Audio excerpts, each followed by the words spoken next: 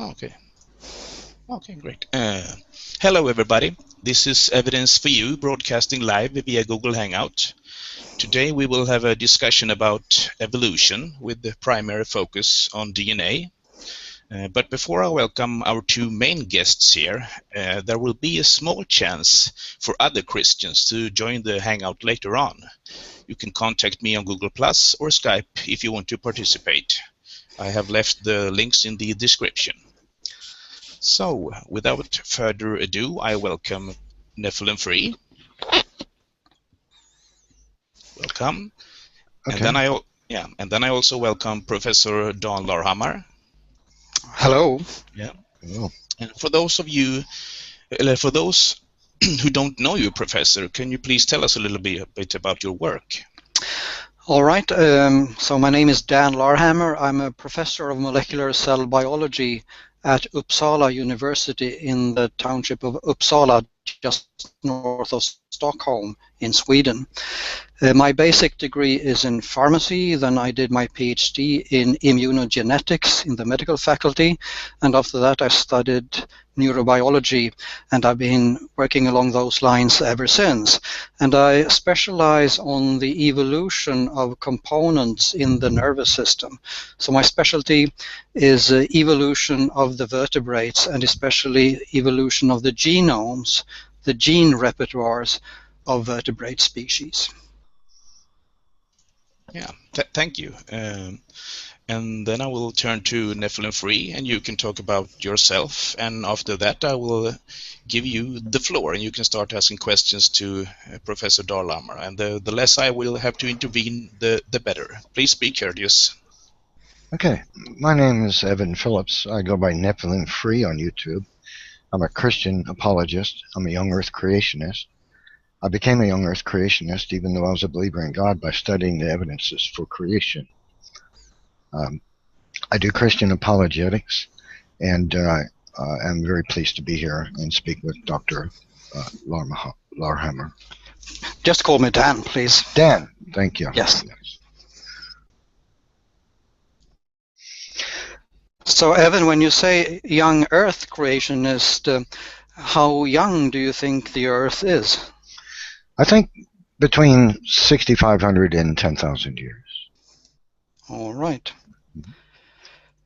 And what makes you believe it's so young, despite the records of sediments and ice cores and tree trunks and other evidence? Well, there are a host of evidences that provide a reason to believe the Earth is young. The decay of the Earth's magnetic field, carbon-14 found in dinosaur bones and coal and diamonds, the record of man having walked with dinosaurs, which is extensive, well recorded in human history, literally in literature and legend and in human art. Those are just a few. But if one follows the dendrochronology samples from tree trunks, already those point to an age well over 10,000 years. Well, I'll address that. First, let me mention sediments. You mentioned sediments. The sediments that cover the Earth are average 1,800 meters in depth across the continents. And the problem for the uniformitarianist is that the sediments these stratas are created by moving water that's known to hydrologic. Yes, but please, can we take this step by step? If we start with the younger ages and the younger evidence, I think the first observation that is really striking that will take us beyond 10,000 years is the dendrochronology. So how do you explain the tree rings that take us well beyond that age? I'll do that, but you mentioned strata first, so let me refer to that first. The strata of the Earth were created by moving water. That's been demonstrated to be a scientific truth according to hydrology experimentation. And this nature of the strata is that they have particle size distribution, clear distinct boundaries, and an absence of erosion between them going throughout the entire geologic column.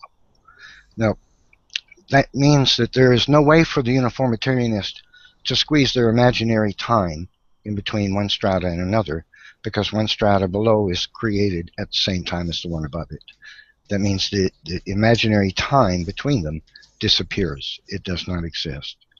Now, as for tree ring dating has come under fire from a number of scientists. You can find university professors' web pages where they acknowledge the fact that tree ring dating is specious, because it's known that trees produce false rings, and many times in the lifetime of a tree, it's possible for a tree to produce many false rings.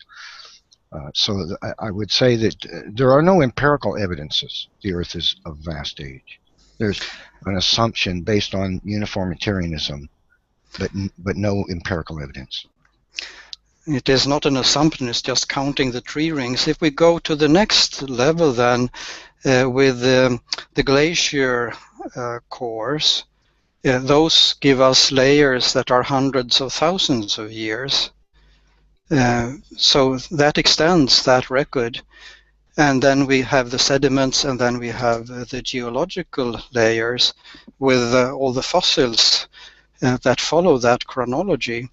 So by putting all these together, there is little doubt that the Earth is much older. You mentioned carbon-14 and dinosaurs.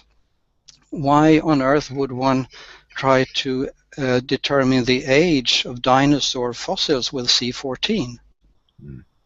Well, first let me address what you just said.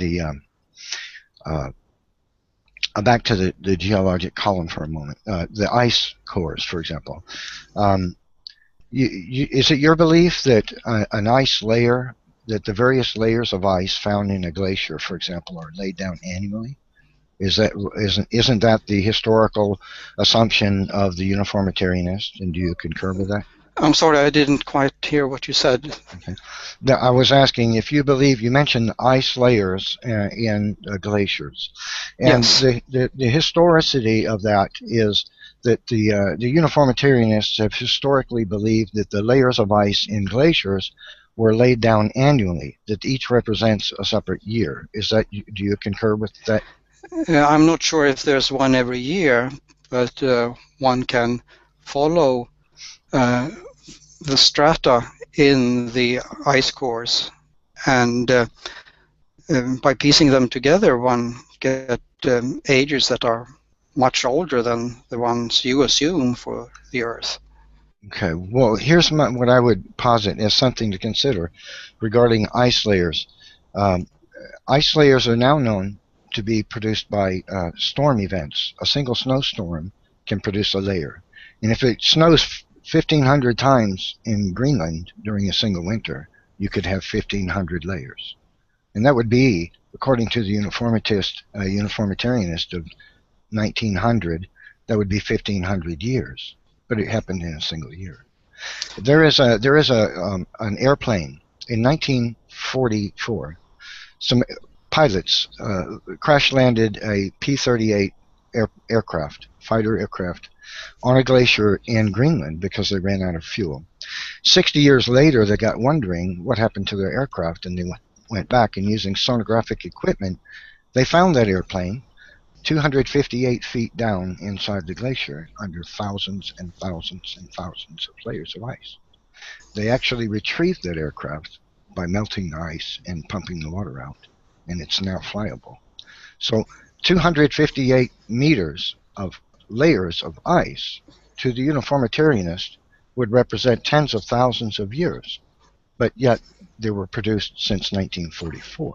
So, do you have a reference that describes the characterization of this finding? Yes, the name of the aircraft is Glacier Girl. All right. They have the men who retrieved it and flew that plane have a website devoted to it. All right. And there's been a scientific investigation carried out? I don't know that there has. There have been many scientists who have written to the fact that layers of ice in glaciers do not represent annual depositions. Whatever. All right. So maybe that's something you should look into. I certainly will. Carbon-14 then. Why determine the age of dinosaur fossils with carbon-14? I'm sure you know the half-life of carbon-14, right? Yes, approximately 5,670 years, roughly. Mm. So, Do you know how many years it can be used then? yes, well, if according to physical chemist Jonathan Sarfati, if there was a ball of carbon-14 the mass of the Earth, it would disappear in 1 million years. So I understand that the rate of its decay is quite high, in comparison to the imagined age of the Earth. But so that is a good question, though. Why date a dinosaur with carbon-14? Wait a minute, I didn't quite get the mathematics here. How many years do you think this method is useful? Did you say 1 million years? No. I'm saying I agree that it seems absurd to date a dinosaur bone with carbon-14, but the point of it is that since carbon-14 is found in them, it seems to argue that the dinosaur bone could not be so many millions of years old, lest there be no carbon-14 found in it. That's the point. I agree that no secular geologist would bother dating a dinosaur bone with carbon-14, but yet it has been done. But the question is, how much carbon-14 is there in it? And where does that come from? Is it microorganisms contaminating the samples, or is it the age of the bone itself? Well, contamination is often an argument used by uniformitarianists and evolutionists whenever, for example... and creationists. We have the Shroud of Turin story, you know. Okay. Okay, perhaps that one is true. But contamination is often used the younger ages have been contaminist. So it can go either way. By either side. I would have to investigate that particular example, but I do know of examples where that it seems to be a habit of evolutionists to throw a flag up and declare contamination whenever something argues against their views. For example, when bacteria are found in a salt inclusion in strata believed to be 250 million years old and then revived, because of what we know about now about the half-life of DNA, they could not possibly revive. There would be no useful bits of DNA left in bacteria. I'm sorry, half-life of DNA. And yes, and so there could be no useful DNA that could cause a living organism to thrive after 250 million years. Therefore, so what the evolutionists did, of course, is throw the scientist under the bus. That is, well, he contaminated. And they do this often. Whenever evidence is put forth that seems to argue against their views on things, they often resort to this, well, it was contaminated. Well, it was contaminated. Well, it was contaminated. We hear that a lot. But let's get asked why using carbon-14 for samples that one would assume could be much older. Do you know the span of the carbon-14 method? That is, for how long can one measure carbon-14? How old samples can be dated with this method? Well, as I said, if a ball of carbon-14, the mass of the Earth, existed, it would be gone in 1 million years. So I understand that there could be no carbon-14 in a dinosaur bone if it's 65 million years old. In fact, the limit of the methods is much shorter time than that, because after some 5,000 years, there's only half left. After 10,000 years, there's 1/4 left. After 15,000, there's 1/8. And you halve the amount for every 5,000 years. And with the sensitivity of the methods today, it's very rare that one can use this method beyond 40,000 years, that is 8 half times. So anything older than that, this would be a useless method. Well, then you would agree that if carbon-14 is found, because if it is dated with carbon-14 dating, and carbon-14 is found in the dinosaur bone, then it should not be there. If it is a true component of the bone. Right. And that is the question. So using carbon-14 to determine the age of such old objects, or objects that one would have reason to assume could be that age. It's like sitting above the Challenger Deep in the Pacific Ocean and trying to determine the depth there with an instrument that can reach 1 meter down. Everywhere you put it down beside the boat, you conclude that the depth here is 1 meter, because that's how far the instrument takes you. Using carbon-14 for anything older than 40,000 years would be equally stupid, because the method doesn't work for older objects. Well, I would agree that it would seem to be impractical if you believed that, if outright, that what you're attempting to date is as old as what you believe, if it is millions of years old. But the fact remains, well, it's not a matter of belief. It's a matter of checking other types of evidence. Excuse me. That it indicates that there should be no carbon-14 in it. Whether or not it's some practical idea according to evolutionists or not is really, to me, irrelevant.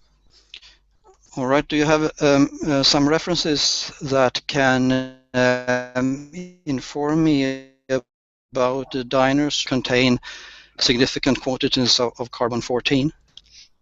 I'll be happy to look for that. Please do. Mm-hmm. It might. I really don't want to dredge this down into it, because then you're asking me to dig around, to remain off the mic and dig around in my favorites for links to things instead of just. No, I don't ask you to do it now, but if you could find those references for me, I'd be happy to take a look at them later. Okay. All right. So, if I could ask you a question now, I would ask you, why is it that you would believe the Earth is millions of years old, if there are so many evidences that it is not? For example, you mentioned the strata of the Earth. Now, it was not known in the days of Charles Lyell that strata were laid down by moving water. This idea of Steno explained it to us, and this idea was discarded basically by secular geologists for 100 years, 150 years, or actually more than that.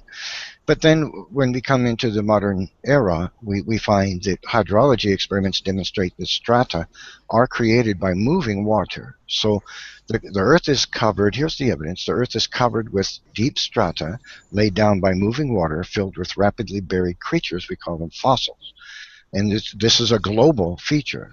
So I cannot imagine how somebody can know this and not understand that the Earth has been globally flooded, except to say that this part of the Earth was flooded at this period of time, and 50 million years later that part was, and 100 million years later that part was, and sort of break it up piecemeal, which is what the uniformitarianist geologists attempt to do. Isn't the evidence just this much clearer? The Earth is covered with strata, very deep strata created by moving water filled with rapidly buried creatures. That indicates to me a global flood, if anything does. The evolutionary distances that I'm studying extend over 500 million years, the evolution of the vertebrates. And then we have a different type of evidence that also supports a time scale extending over these vast ages, and that is the movements of the continents with a continental drift.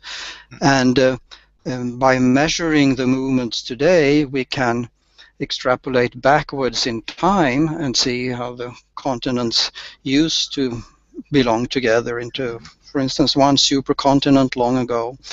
And the interesting thing is that both the distribution of fossils and the distribution of species agrees very well with the movements of the continents, and especially when it comes to formation and disappearance of land bridges.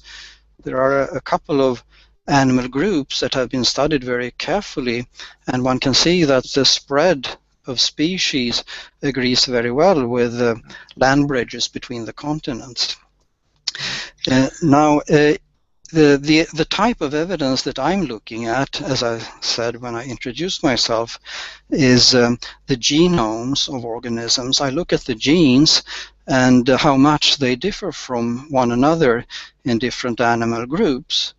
And it turns out that this is a written record of the history of the species. So even if Charles Darwin had never lived, we would be equally convinced that there has been an evolutionary process just by reading the sequences of the genes, because it agrees so well with the evolutionary relationships that he and many other scientists following him have deduced from comparisons of fossils, comparative physiology, comparative embryology, and several other fields in biology. Mm-hmm. So by comparing the genes totally independently, we can calculate an evolutionary tree that shows the same relationships as the fossil record. So evolution has been discovered not only twice, but actually multiple times from different branches of biology, biogeography, etc. So evolution has overwhelming evidence from many different branches of science. Well, I would argue that your idea that phylogenetics matches the fossil record is completely erroneous. The fossil record, the fossil record shows no evidence of transition. Numerous scientists, highly accredited, even the world's most famous paleontologists and geologists, have made admissions that the expected forms are not there. But you mentioned, but I would say this. What I notice when I have discussions with evolutionists about these things is I notice that, for example, a moment ago we were talking about the strata of the Earth, the nature of the strata of the Earth. If we were to just negate all other arguments and stick just to that, now I don't expect us to do that, I don't want to do that, but if we were to just do that, this discussion would come to an end because the evidence is 100% on my side.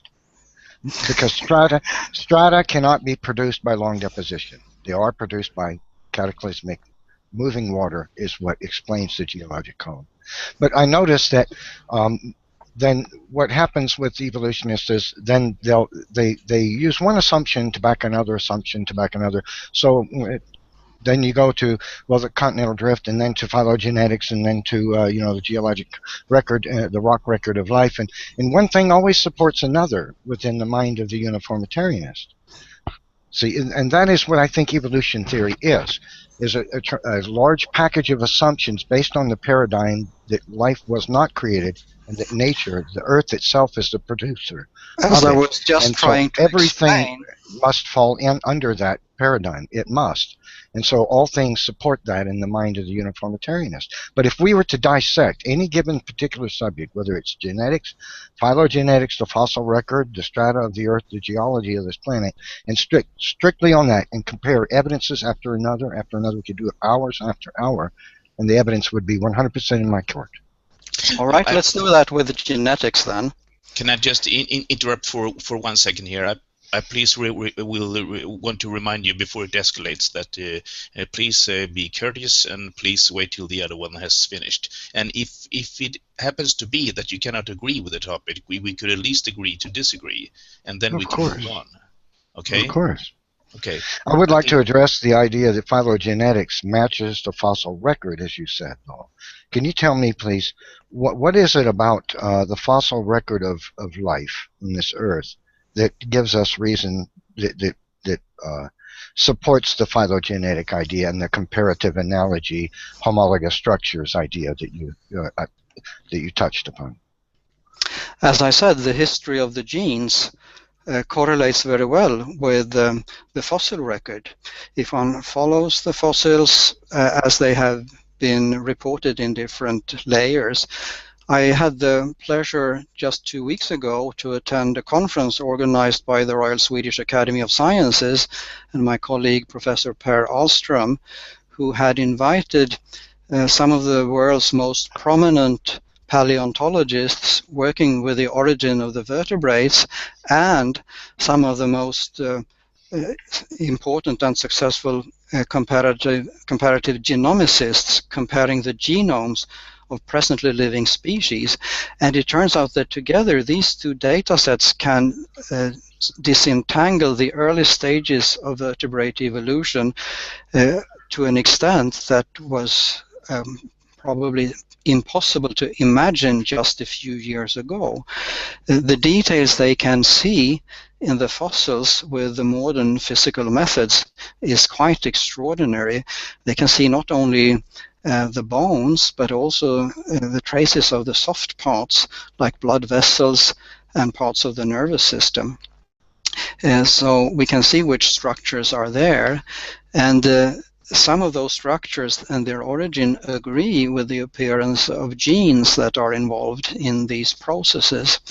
So if we look at the genes, we can deduce the different radiation steps or divergence steps for the different lineages in vertebrate evolution. You said that genetics was on your side. In what way? Can you please explain? I'll be happy to. But first I want to address it. You said early vertebrate evolution is evidenced by the strata. I would remind you of the Cambrian explosion, which is a conundrum for the uniformitarianist, that so many body plans and phylum appear in a geologic spit in a bucket. That seems to, it's actually turned the Darwinian tree life upside down, especially with the Cambrian fossils being discovered in China today. No, you're not giving a fair description of the situation. You mentioned also soft tissue preservation in some of these fossils. I would point again to the idea of fossilization, that should we have, like the baleen in the whales in Argentina, it's not the only way that these soft tissues in creatures could be preserved is if they're buried rapidly. Now, I don't know where you're going to squeeze your imagined geologic time in where an organism has been buried so rapidly and sealed away from oxidization and predators, scavengers, that its soft tissues would be preserved like jellyfish in the Cambrian. So I would say that that record of creatures argues against uniformitarianism, not for it. But to address what you said about genetics, I would say the fact that we even have a DNA molecule is empirical evidence that life was created.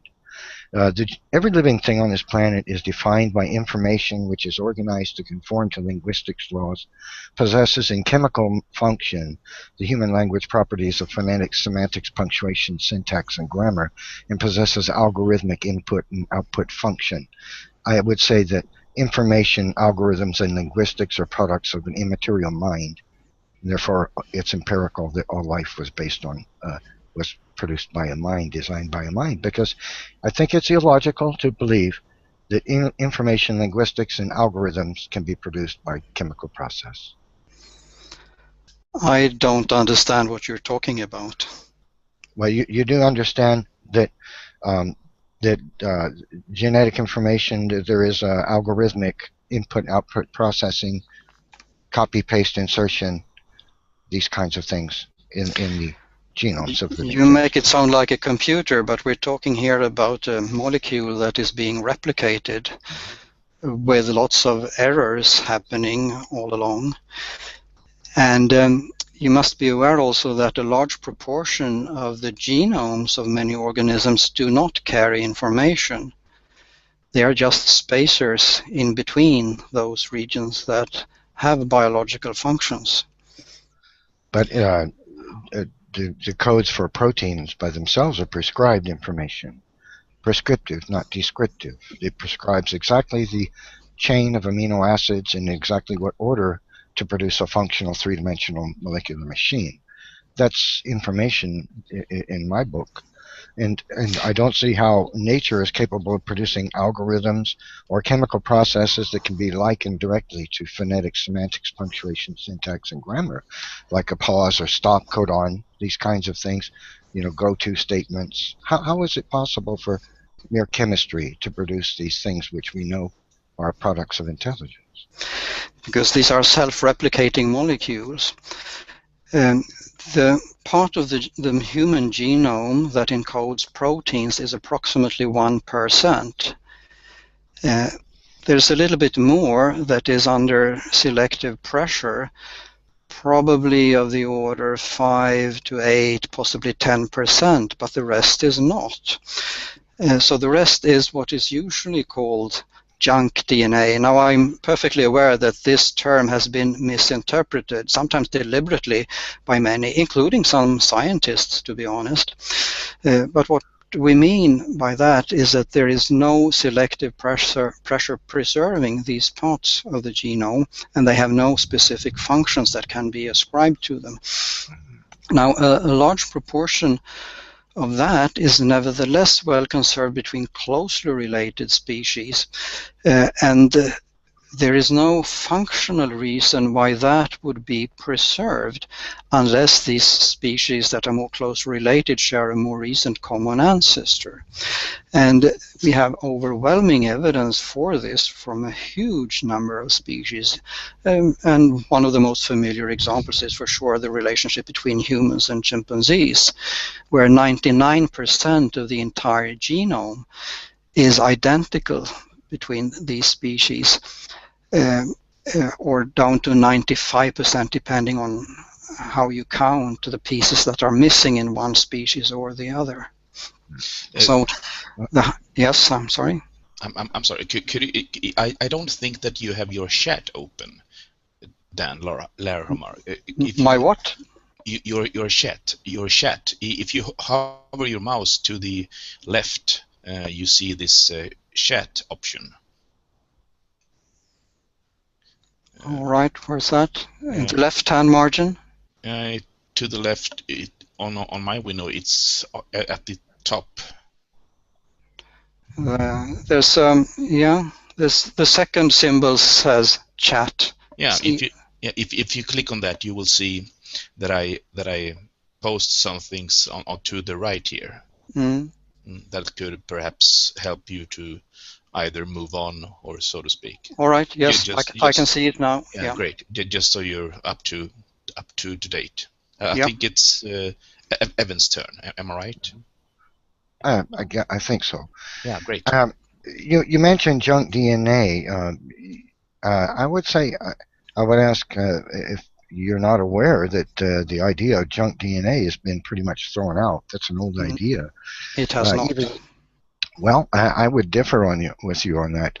There are papers in the journals, even Science today, various secular science sources that argue against the junk DNA paradigm. For example, Richard Sternberg, a geneticist, states, and I quote him, "We now know that based on genetic studies, based on experimental studies, that so-called pseudogenes don't code for proteins, but they have important function in chromosome biology, such as the way chromosome fiber folds, and then they also code for RNAs, which may be spliced and regulate other RNAs that make other proteins."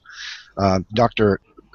John Greeley of Albert Einstein College of Medicine in New York states, "It would now take a very brave person to call non-coding DNA junk."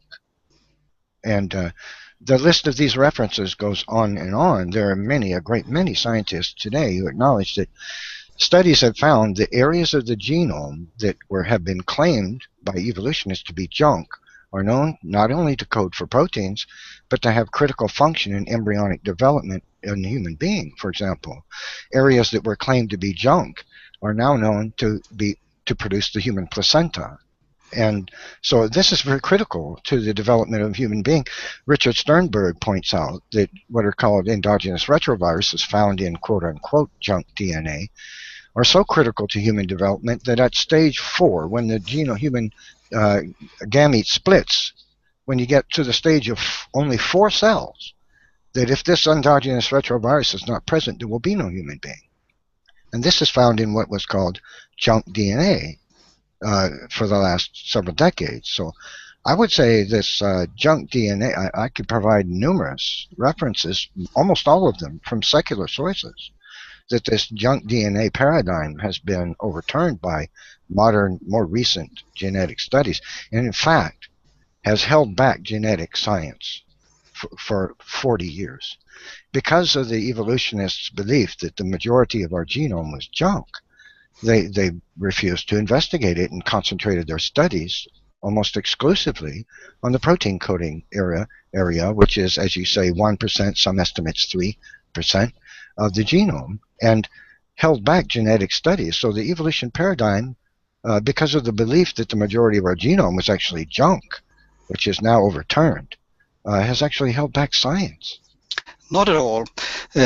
This is a distortion of history. Scientists have been studying RNA coding genes that do not give rise to proteins for decades throughout this time, and many of the regulatory RNAs that have been found are a tiny fraction of the small fraction that constitutes protein coding genes. So we are talking about a fraction of a percent when it comes to these small regulatory RNAs. It's interesting that you bring up the retroviruses, because they are such a beautiful example of evolutionary relationships, because one can trace the spreading of these in the evolution of the primates, for instance. In fact, just by looking at repeated parts of the primate genomes, one can reconstruct the whole phylogenetic tree of the primates.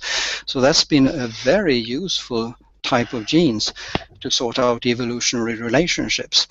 Now, I am aware that some scientists in the ENCODE project have claimed that a large proportion of the human genome has a biological function. But if you go back and read carefully how they define a function, you will find a very loose definition. In fact, it's almost circular reasoning. What they call function is something that happens to be transcribed or turned into RNA. Now, more careful studies have shown that it is a very low abundance of such RNA transcripts from the human genome. And the further away you get from the protein coding genes, the less there is of these long non-coding transcripts, which suggests that they are just a byproduct of the transcription processes, because regulation of transcription is by no means perfect. It would cost far too much energetically to have the rest of the genome completely switched off. In fact, we have leakage of transcription in many different tissues, although they don't use those particular genes. So there's been a quite intense debate after the rather scandalous publication from the ENCODE project. I believe they have to justify the enormous funding they have received by claiming to have found additional functions, but they have to be taken to task to show that all these things really do have functions. Many scientists are very, very skeptical. Finally, one must also distinguish junk from garbage. There is a distinction. Junk DNA can keep evolving by chance, and once in a while a new gene may arise, and we have a few examples of that are being characterized. New genes arise from the junk. The garbage, on the other hand, are useless genes that have been so destroyed that they cannot give rise to any functional product. And I could give you several examples. I'd like to come back to that in a moment, because this is one of the strongest pieces of evidence for evolutionary relationships. I don't know where you're getting this idea, because 84% roughly of the human genome is now known to be transcribed. That goes back at least as early as the mid-1990s. So if it's transcribed by the cell, this indicates that it is functioned, it is purposeful. No, I was just trying to explain that it's not. Well, if it's not, why is it transcribed? And why I just told you, because it would cost so much for a living cell to have the rest of the DNA switched off, and all the processes would become very slow if there were blocks sitting there trying to keep the polymerases off from those pieces. I think it makes much more sense to say that if it were junk, natural selection should have removed it. Especially if natural selection is the genie that evolutionists believe that it is, it makes no sense to believe that if evolution is producing various creatures, new structural designs and living things over these vast ages of time, and is capable of doing such marvelous things by selecting for genes based on their usefulness, I think it demonstrates quite clearly, I think, that when scientific evidence comes up that argues against the evolution idea, the evolutionists are quick to get on board with something that they see that seems to imply their theory is correct, but then completely disregard something that doesn't. For example, if you believe that mutations occur which duplicate genes, and then these genes are acted upon by subsequent mutations to now form new information which codes for new functions and new features and new anatomical designs in living things, and natural selection somehow, you believe, selects those, but then and deselects the negative mutations, but then for some reason it can't deselect 98%, 97% of junk in the DNA. I think that's really, really stretching the imagination. That's just picking and choosing to the highest degree. That's like saying I'm willing to believe that natural selection can select for these little changes over all this time, but can't select out. It somehow deselects negative mutations, but gee, apparently it didn't, because it left 98% of the DNA as junk. I think that idea of junk DNA is utterly preposterous. If it's transcribed, it must have function. If it's preserved, you would, even as an evolutionist, if they were, I think, being true to their own theory, would have to argue that if it's preserved, it's because natural selection selected to keep it, because it's functional in some way. Can I give you a concrete example? The human gene for one of the dopamine receptors is transcribed, but since that gene, like so many others, have multiple non-coding regions within it that have to be removed before the protein can be made, and this requires a special mechanism called splicing. Now, it turns out that more than half of the RNAs that encode this dopamine receptor are mis-spliced and give rise to a totally useless product. And in fact, there are many genes in the human genome that are mis-spliced, or there are genes that give rise to RNAs that cannot be used at all. And I'm sure you're aware of some of these. The classical examples that I believe many creationists know about too is the gene for production of vitamin C. As you know, humans cannot produce this crucial vitamin, but we have the gene for it, or at least we used to do. We still have a piece of the gene that shows that our ancestor once had the ability to manufacture vitamin C. So apparently we have had this ability. Now, the really interesting thing is that this non-functional gene is also found in the genome of a chimpanzee and in the genome of the gorilla. And the gene has the same deleterious mutations in these species, showing that the gene was destroyed in the common ancestor before it diverged into these three species. And this is just one example. I could talk for hours about examples like these, not only among the primates, but also in many other evolutionary lineages where non-functional genes are inherited in different species because they come from the common ancestor. So I would say you look at genes between two different species and you assume ancestry because you find the same sequence of amino acids.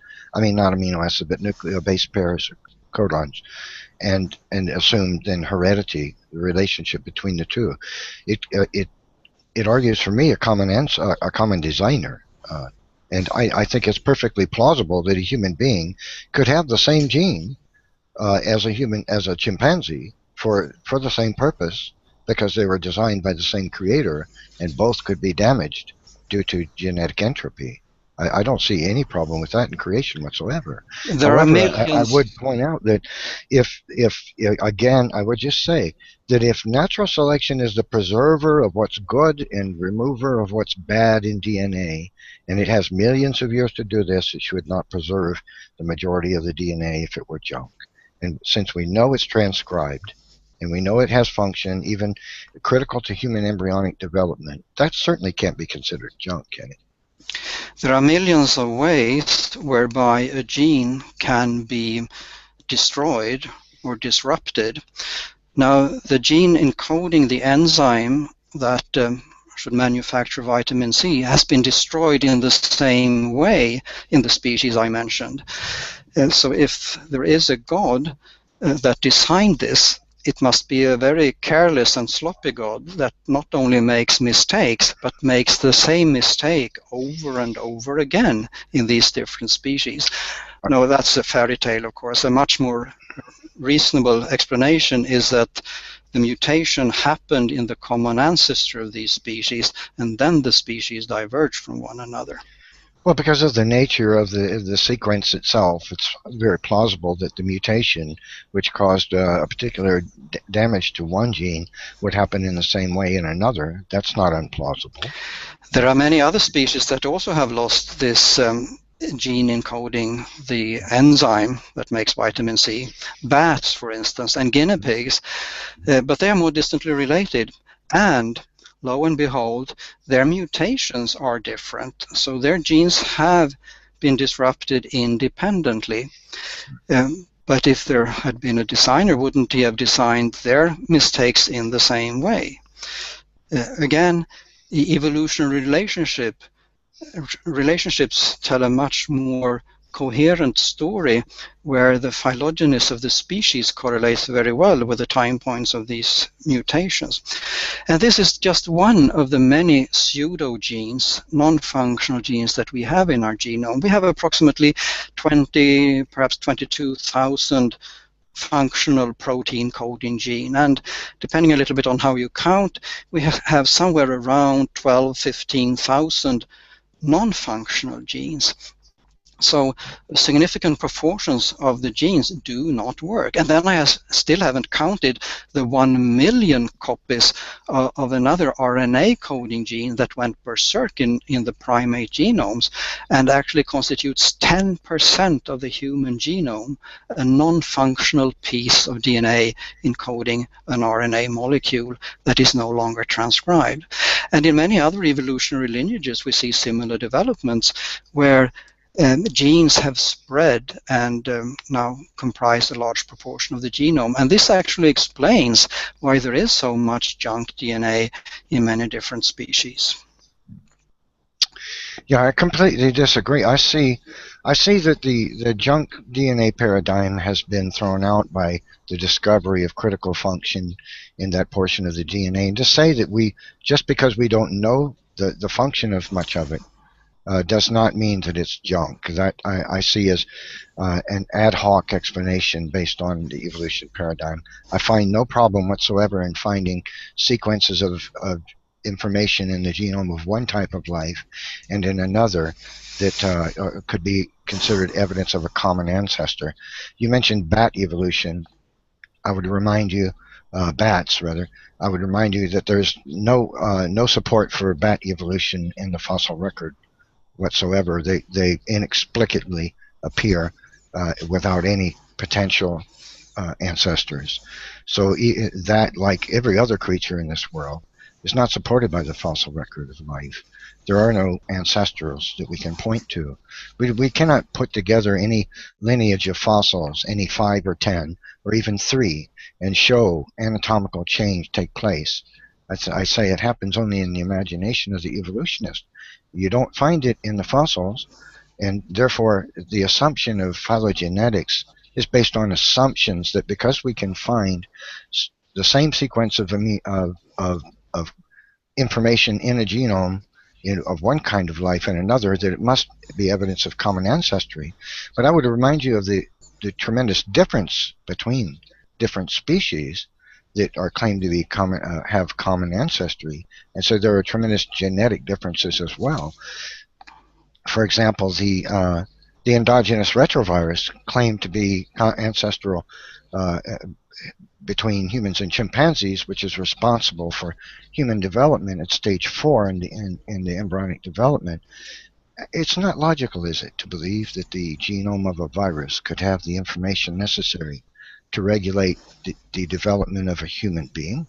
Well, I don't see that as logical.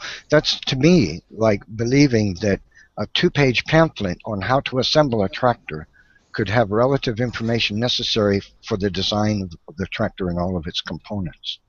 The regulation of the workers and the order in which they assemble the tractor. I don't find that a plausible idea at all. And I would ask you, can you tell me why you would believe, though, that these things, this human language and linguistics and information that we find in the genomes that defines every living thing on this planet, what is a plausible explanation from naturalistic process for the production of these things, which are products only of intelligence? We do not find a language in 99% of the human genome. It's only in the protein coding genes, and that has been selected through a gradual process with the synthesis of amino acids into proteins. And we are using pretty much the same code as bacteria. There are only very minor differences in some special lineages of organisms. Otherwise, we all speak the same language when it comes to protein translation. But when it comes to the genome, you must separate function from transcription. It's known since decades that there is leakage transcriptions. When a gene is transcribed, it starts somewhere around the beginning, just before the coding region, but transcription continues way beyond the end of the protein region. Of that transcript is not used. It's just chopped off and degraded, and that's a large proportion of the genome. If it's not language, why is it that scientists have recently discovered a second code in the DNA that rides atop the other codes? For example, the codes which the sequences which code for proteins is now known to be governed by sequences of information that overlie them, sharing base pairs with the underlying codes that code for proteins. This is regulatory information built on top of the other codes. It's like if you had a book that says, "In the beginning, God created the heavens and the earth, and the earth was void and without form, and darkness was upon the face of the deep." And in order to be able to read that sentence, you have another sentence that says, "In the beginning, darkness was upon the face." You see what I'm saying? Sharing letters, sharing words within that same two sentences is yet another code that tells you how to read the one below. Now, my example was a poor one, but I think you understand what I mean. So I would ask you again, if this information can be produced by natural processes, by mere associations of molecules, why is it logical to believe that any of that information could arise by natural processes? And at the same time, if your idea of block mutation, duplication by block mutation, whatnot, is what the builder of genomes, if that be true, could you explain why it's logical to believe that as DNA is being increased, the genomes of living things are being built by duplications of existing genes, some individual ones, and then entire gene sets? At the same time, this same process, which happenstance by random mutation, is building genomes at the same time building a code on top of them using those very pieces that are duplicated to produce a code that tells you how to use the one below? Could you explain that idea to me? I'm not sure what you mean. A second code on top of the protein coding code. Oh, okay. Well, it's recent discoveries. I'll give you a link here. There are many you can find. This one here. This is from ABC Science. Excuse me. And they state Dr. John, I hope I pronounce his name, Stamatonopoulos, University of Washington, Associate Professor of Genome and Sources in Medicine, states, "We know that this basic assumption about the reading of the human genome missed half the picture. Many DNA changes that appear after protein sequences may actually cause disease." Well, oh, wrong statement. In other words, they're arguing now, they've discovered that there is a second code that rides atop the ones that produce proteins that is regulatory, that explains how to regulate, how to use the ones below. Here's a link from Science Daily. Let's see, I think, yes. This is from Science Daily. They state, University of Washington, scientists have discovered a second code hiding within DNA. The second code contains information that changes how scientists read the instructions contained in DNA and interpret mutations to make sense of health and disease. Genomes are genetic code. I'm sorry, I lost you there for a couple of seconds. Okay. Well, basically, hello. I can't hear you. You can't hear me. Hello. Okay. Hello. Do you hear me now, Dan? Yes, I do. Okay. So this source says, and I'll just read one sentence from it. They state, scientists have discovered a second code hiding within DNA. This second code contains information that changes how they read DNA. What it is they've discovered this. The fact that the genetic code can simultaneously write two kinds of information means that many DNA changes that appear to alter protein sequences may actually cause disease by disrupting gene control programs, or even both mechanisms simultaneously. In other words, a mutation which damages a code for a protein is also at the same time damaging a code that tells the cell how to use that code for the protein, because that code is written on top of the other code. And this is information packaging of the highest technology. This is information written upon top of information sharing the same base pairs with the information below it. And so this is a profound argument against the idea that random mutation is a builder of good things in living things, as the evolutionists claim. For if mutation is damaging one sequence of information, it's now known to likely be causing damage to yet another, not only because genomes are now known to be overlapping and nested information sequences and base pairs shared between more than one sequence of information at the same time, but there is now known to be a code writing the top of other codes. And so if mutation damages one below, it's damaging the code that tells the cell how to use the one below at the same time. And this is a profound implication for evolution theory. I would say it refutes it by itself, because it's not plausible that random genetic mutation could build both codes at the same time by developing genomes by these processes of random mutation. It'd be like writing a book and with mutation, and then at the same time creating a code system written on top of that book on how to read it. I don't see that as logical or rational, that evolution could do such a thing by chance associations of molecules. Maybe you could address that. Tell us why it's logical to believe the mutation can build genomic information, at the same time build genetic code that spans beyond that sequence and is shared by base pairs over other sequences of information at the same time, and build both and both be functional at the same time. It's been very difficult to follow your discussion because I lost you several times. But in the meantime, I looked up this reference by Stamatoyanopoulos, and I assume that you are aware that he is very controversial and has been strongly criticized by other scientists for the ENCODE project in particular. This second code you're talking about, I have to be honest and say I wasn't even aware of this. This is nothing that has been discussed in the genome circuits where I'm active. So clearly it has not made much impression in those who work with the genome.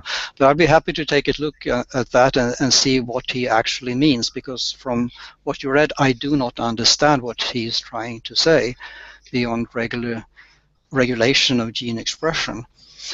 Well, what sounds to me like you're doing is, and I mean no disrespect, but it does sound to me like what you're doing is what evolutionists often do. Whenever profound evidence against their views is discovered, they invariably throw the scientist under the bus, call him a rogue and whatnot.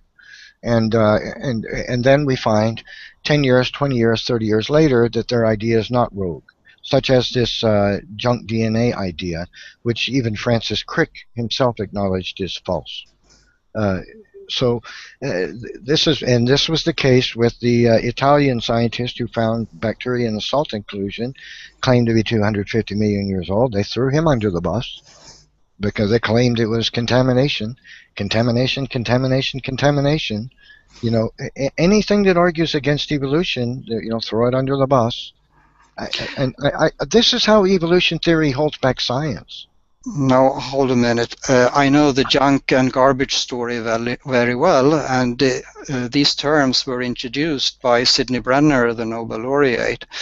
And this discussion is still going on, and it's the ENCODE project with Stoyanopoulos that have been strongly criticized by many members of the scientific community. Well, for what reason do they do? What reason, though? Because the reason for that is that they mix up transcription and function. And I just explained to you that many genes are transcribed rather inaccurately, and especially far beyond the useful part, there is still something that is transcribed which is totally unused.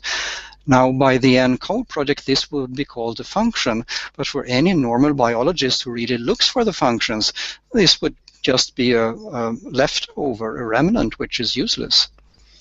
Yeah. So, and there have been some really excellent papers written on the distinction between transcription and function, and I'd be happy to send these links to you, because I think they will help to make you understand the distinction between this very loose and sloppy definition that the ENCODE project is using and the stricter biological definition that everyone else is using. Now, if we could come back to the sloppy. Yes. Any scientist that produces information, new discovery that doesn't comport with evolution theory is doing sloppy work. Right? No, that's not what I'm saying. Please. I mean, okay. I heard that Don Larhammar used sloppy, but I've heard you use the term imaginary time for the millions of years. So please be courteous and move on. And if you once again, if you cannot agree on a topic, we could please move on. Okay, thank you. Let me change the word sloppy to loose definition, but that means the same thing here. The ENCODE project have a very loose definition of function. They mean anything that is transcribed, and that's not a way to increase our knowledge. It's just a game of words that is totally useless. So, but isn't it true that transcription is a critical function? And so why would you dismiss the fact that so much of the genome is now known to be transcribed and still consider it junk? For the third time then, gene regulation is not very accurate. Parts of genes are transcribed way beyond the piece that is used as a protein. There's a long tail of the transcript that is not used. In fact, almost every transcript in the genome has to be trimmed at the end because the polymerase ran too far. And as I already described, the further away from the known genes we go, the less we have of these long transcripts, indicating that they are probably leakage transcription.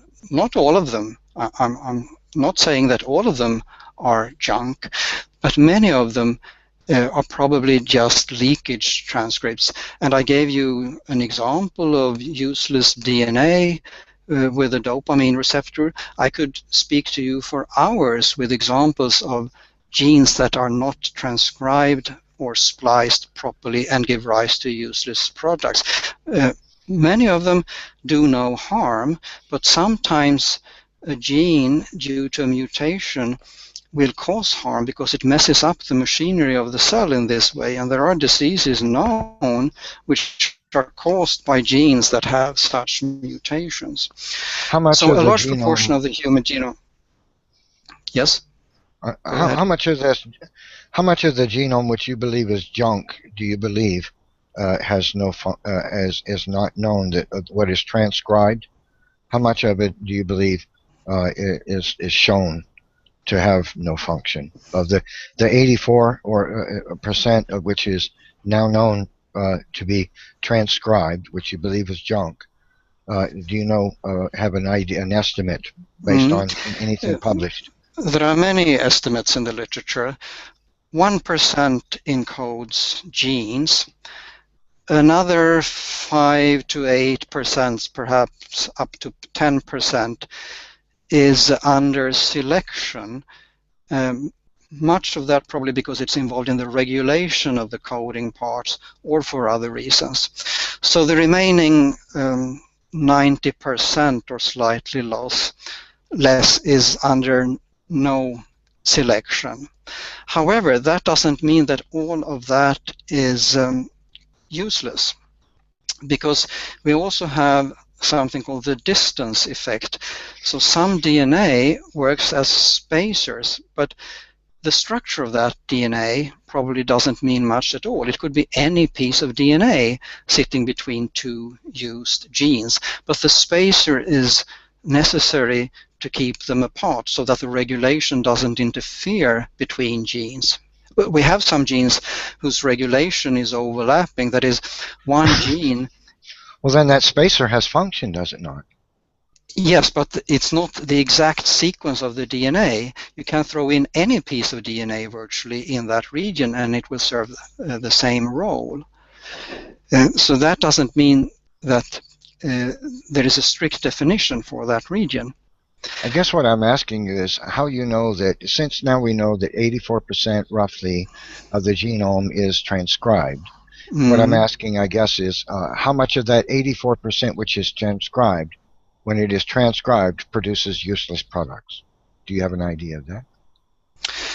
Well, inferring from these other estimates, that would probably be, if we take away, my guess would be perhaps 80%.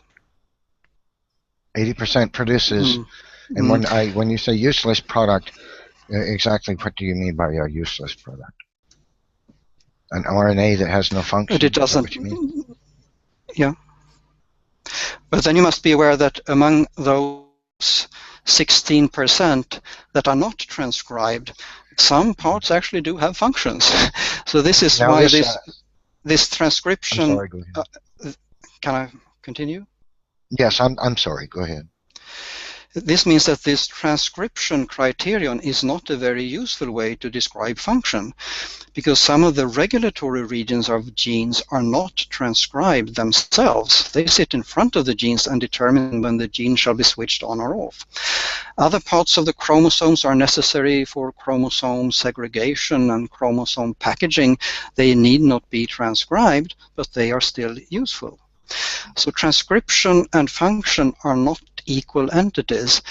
In fact, there is a huge discrepancy between those two terms, and this is what several papers have now sorted out for the ENCODE people who got totally mixed up.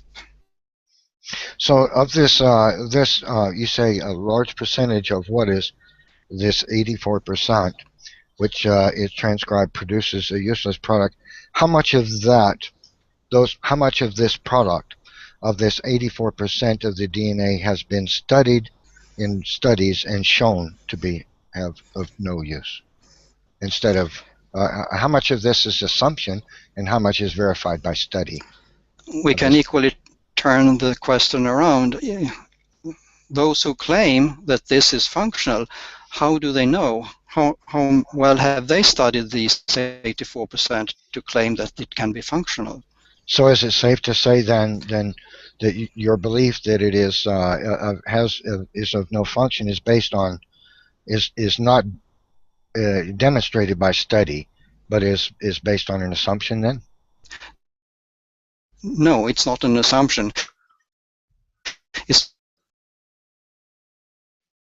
based on evidence. If we look at the products that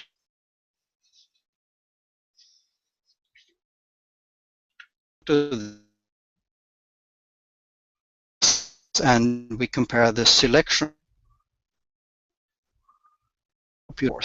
so there's a lot of circumstantial evidence as well as direct evidence. Okay, I didn't hear Have I most lost of what you connection? said.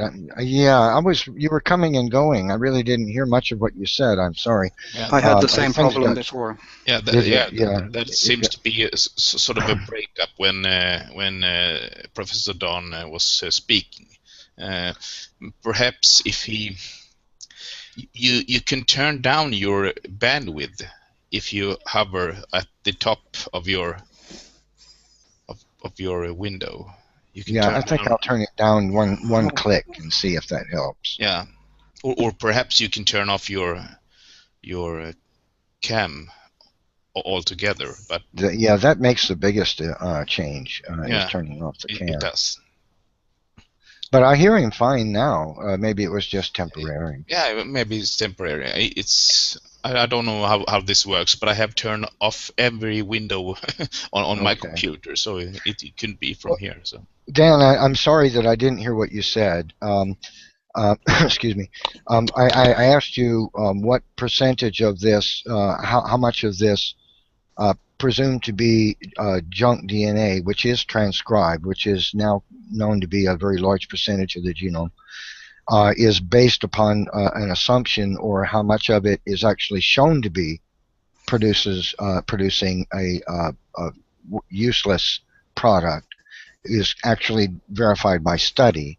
And I did not hear your response. I wonder if you'd be so kind as to respond again to that, Yeah, because I began by saying that that question can be turned the other way around, and one can ask those who claim that transcription means function, how much have they studied all these 84% of the genome that is they claim is transcribed?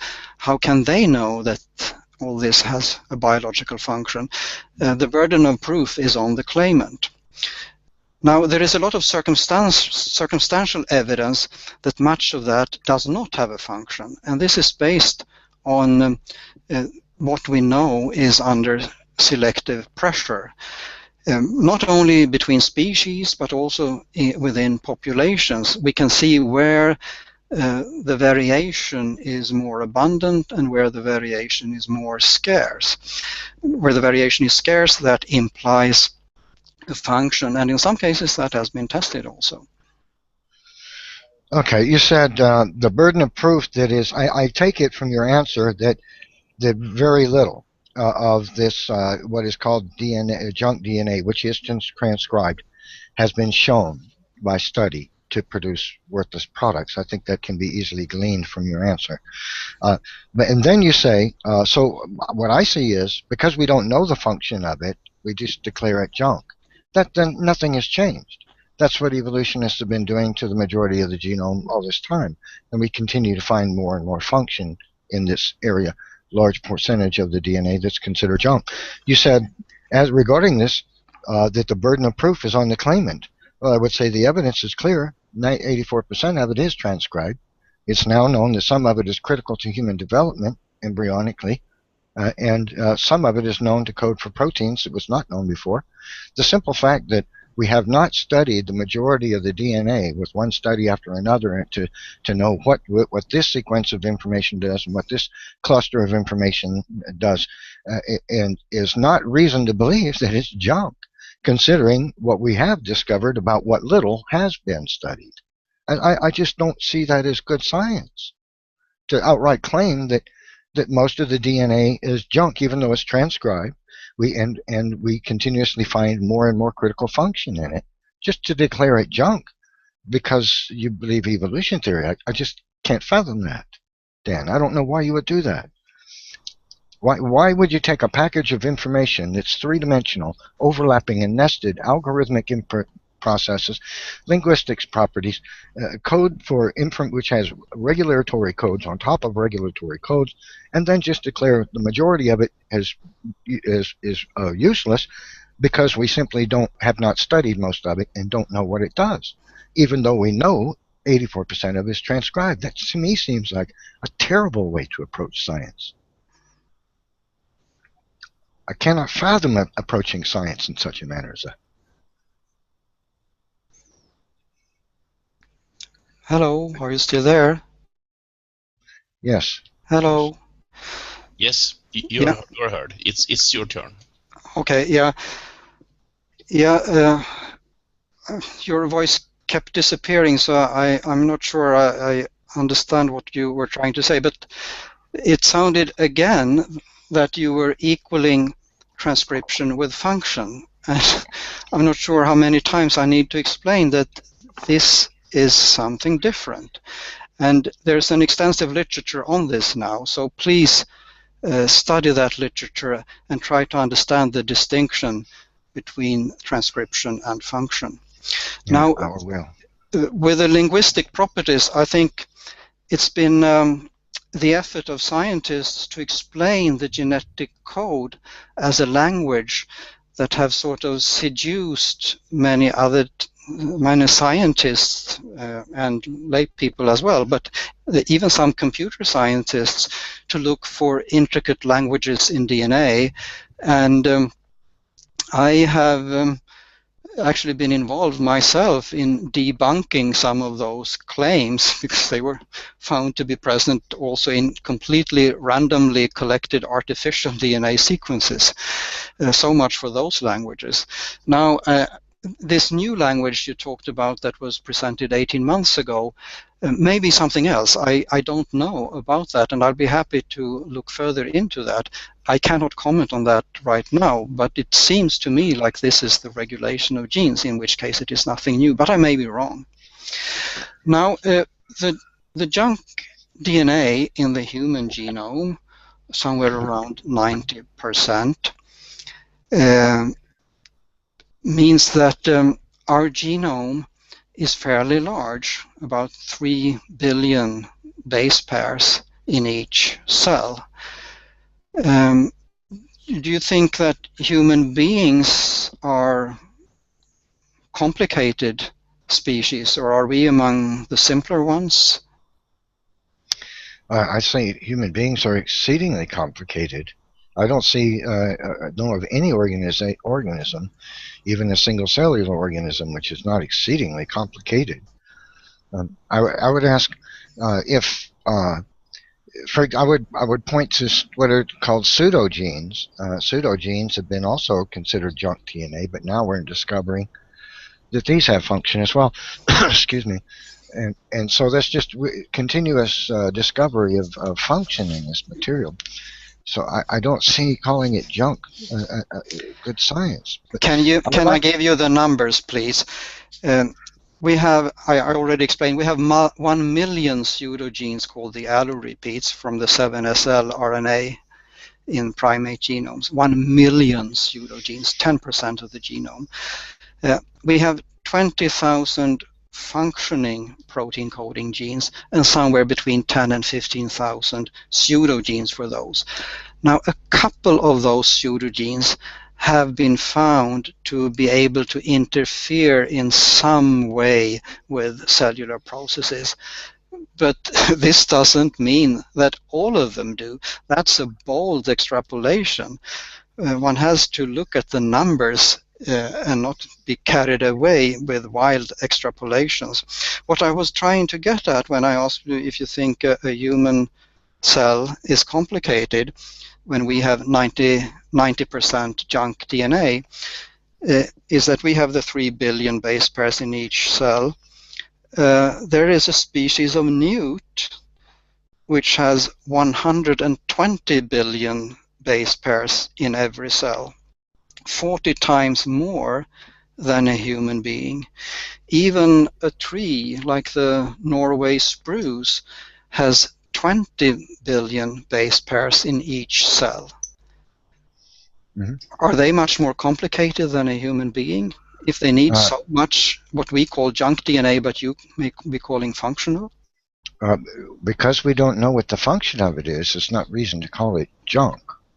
That wouldn't be a scientific approach to it. Study to find out what it does. That would be scientific. To declare it junk because you haven't studied it or know what it does, that's not scientific approach. I wanted to ask you about, you have said that about the 2R hypothesis, I quote you, a further entire genome duplication is believed to have occurred in the ancestral fish lineages approximately 320 to 350 million years ago. as well as more recent independent tetraploidization events, most not exclusive, in particular teleost and amphibian lineages. You said the majority of duplicated genes become pseudogenes and are deleted, but some may evolve to encode components with new functional roles. So apparently, from what you've published in the journal, you are a proponent of the 2R hypothesis, and that which has been highly, you mentioned things which are highly questionable in science. I would say that the 2R hypothesis has been a very sketchy idea from the start. It was argued against as far back as 1982. And I would consider this. As for pseudogenes, Dr. Richard Sternberg has stated, we now know based on genetic studies, based on experimental studies, this is real science he's talking about, no assumptions, that many so-called pseudogenes don't code for proteins, but they have important function in chromosome biology, such as the way chromosome fiber folds, and may also encode for RNAs which are spliced and regulated and regulate other RNAs which make other proteins. So there is increasing discovery of function in these pseudogenes, which are claimed to be useless leftovers of evolution. And how many examples does he provide? He does not provide a number, but he says, he does state, we now know based on both genetic studies, so he's referring to two different studies which provide evidence that what are considered pseudogenes are increasingly discovered as having important functions. But I wanted to ask you about this 2R No, wait a minute. Now, hypothesis. again, the numbers are very important. Okay. We're talking about 15,000 pseudogenes, and he gave two examples? He cites two studies. Yes. Yes. And, okay. And which genes are they? He did not state. All right. Mm-hmm. But what he's pointing out is actually this is strong evidence with such meager references. Well, these and the other things that I point out is that such as examples I've given about embryonic development and whatnot is evidence that the more we do study this area considered junk, the more we discover function. And that's so excuse me, a scientific approach to it would be to say it's more logical, I say, to say we don't know what its function is than it is to declare it junk because you haven't studied most of it. That is not to me a scientific approach. It's not a scientific approach to extrapolate from 2 to 15,000. There are more than two. There are many examples of function discovered in what has been called junk DNA. The list continues to grow. I'm sure you're aware of that. Others have been retracted of those initial examples. They were found to be artifacts from experiments. All right. So it goes both ways. Yeah, I'm going to have to side with the continuous discovery of function and the idea that it's not scientific to declare it junk because we don't know what it does. When we do continue to find new examples of function.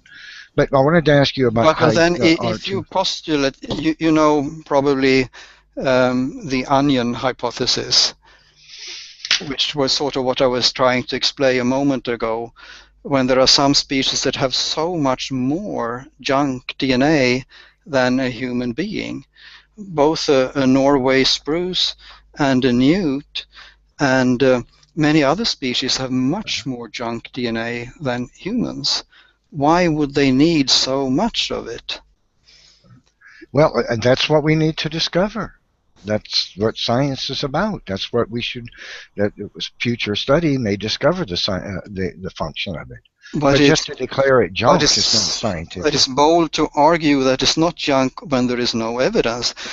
But as I've tried to explain, there's a lot of evidence suggesting that it is junk because much of this is repeated segments like retroviruses, transposons, and other types of parasitic DNA that spreads. And here comes actually one possible explanation why it's good to have a large genome with lots of junk DNA, because that makes that genome less vulnerable to these parasitic forms of DNA.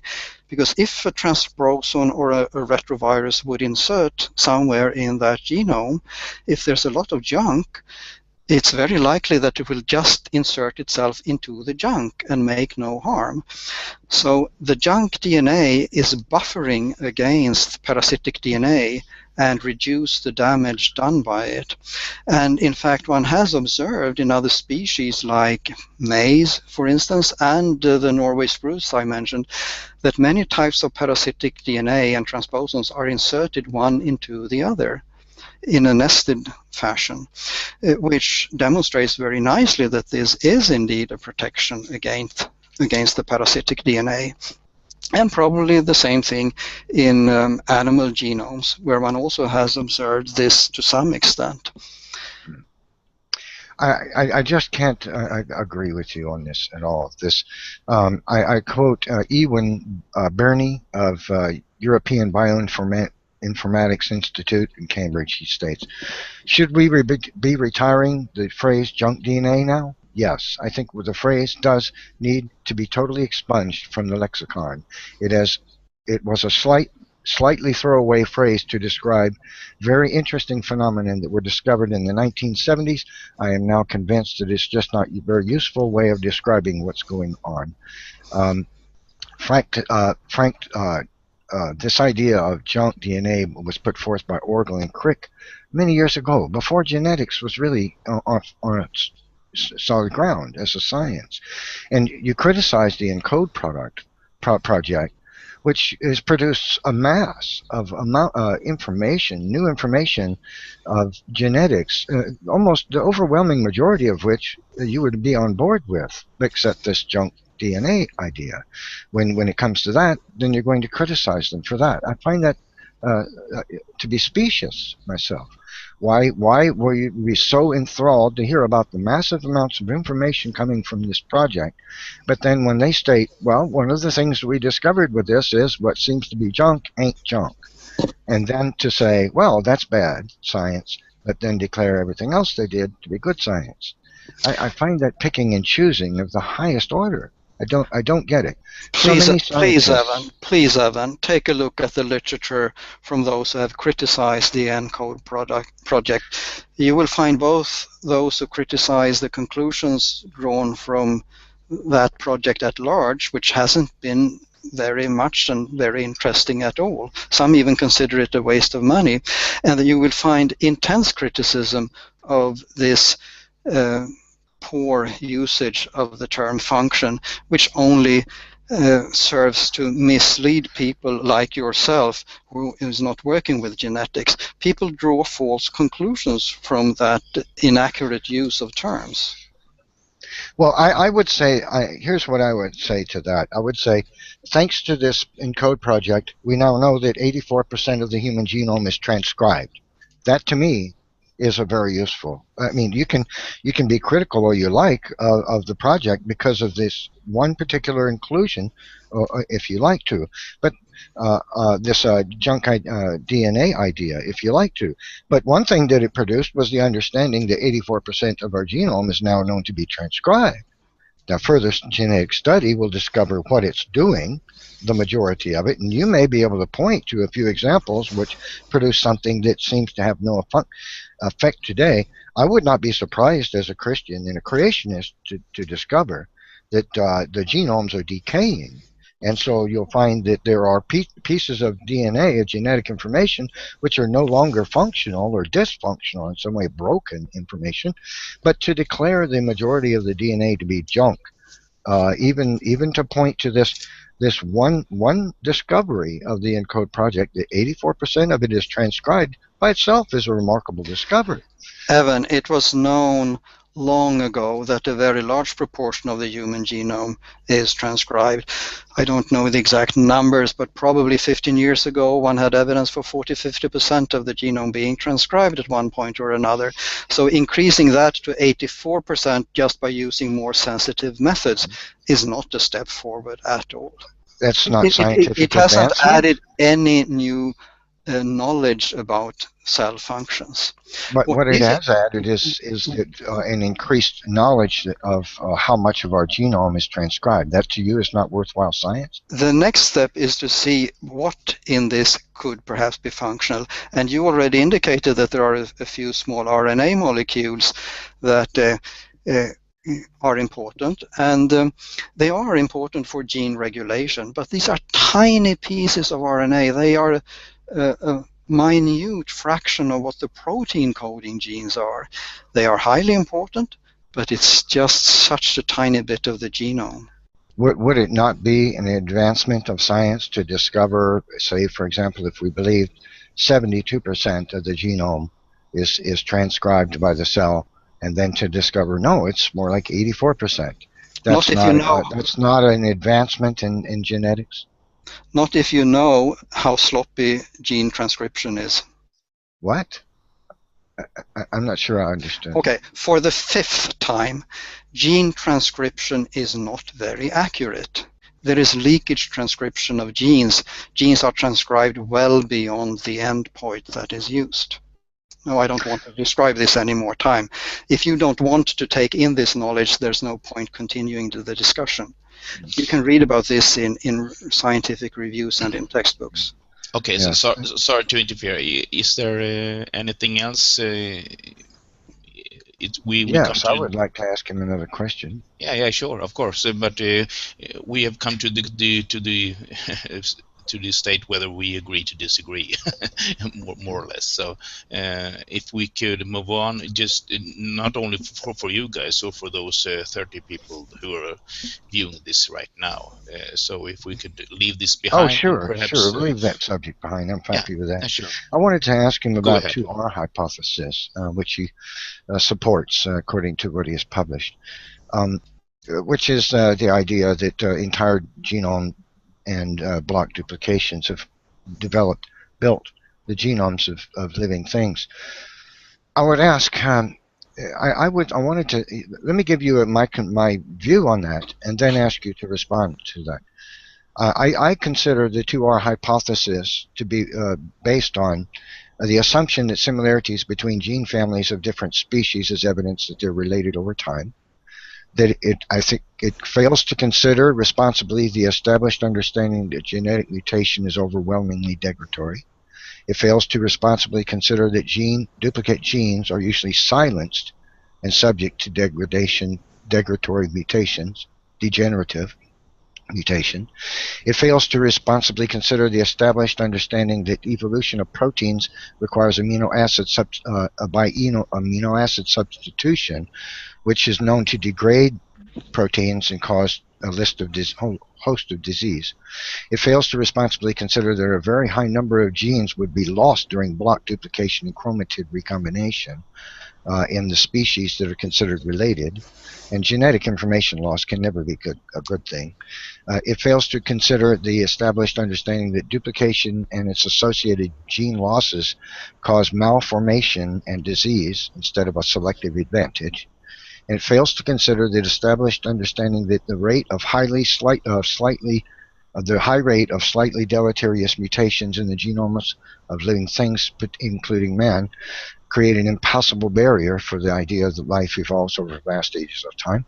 And it fails to responsibly consider that duplication of gene clusters and gene families, which are interdependent with regulatory processes and therefore irreducibly complex, and irreducible complexity discredits evolution. So this idea that this 2R hypothesis idea is an idea that has to basically ignore the fact that all of these things that I just listed are a product or caused by the genetic mutation, duplication of genes, especially blocks of genes, which is known to cause the loss of, at the loci where the genes are spliced, a loss of genetic information by irreparably damaging genes. And so I would wonder, why would you believe that a process known to produce so many destructive effects to the genomes of living things, malformities, diseases, such the list goes on and on, could be a process which builds the viable genomes and produces healthy creatures that natural selection will then select.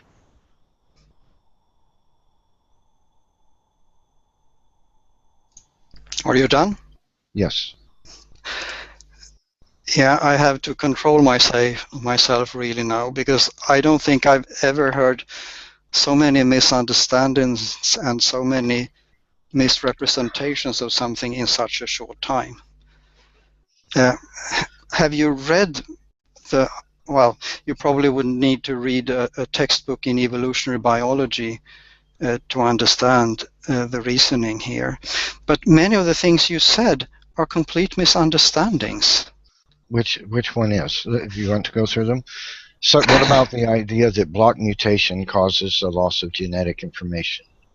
Do you disagree with that? I don't even understand what you're trying to say with that statement.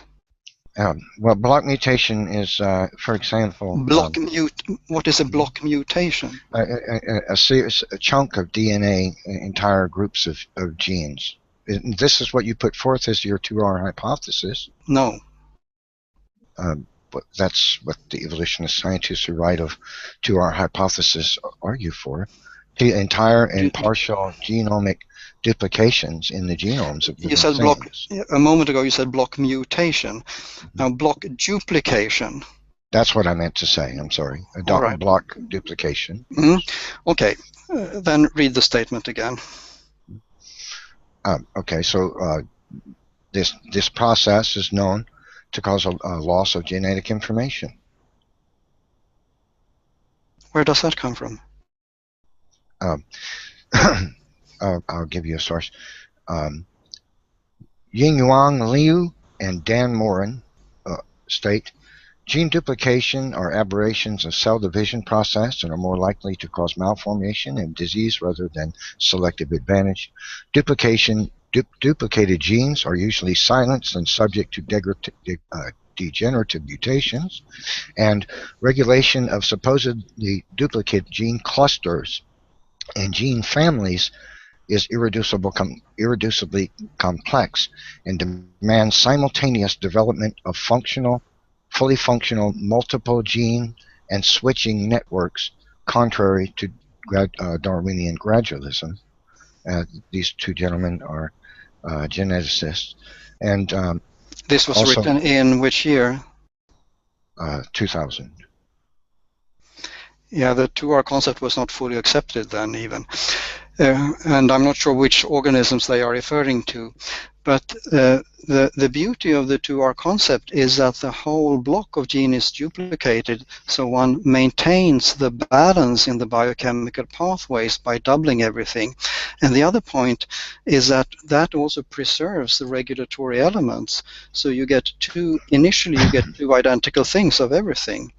Then mutations begin to accumulate. Many of the genes are lost. The majority of the genes are lost after genome duplication, but several remain, and they may either subdivide the ancestral genes' functions between them. There are multiple examples of that.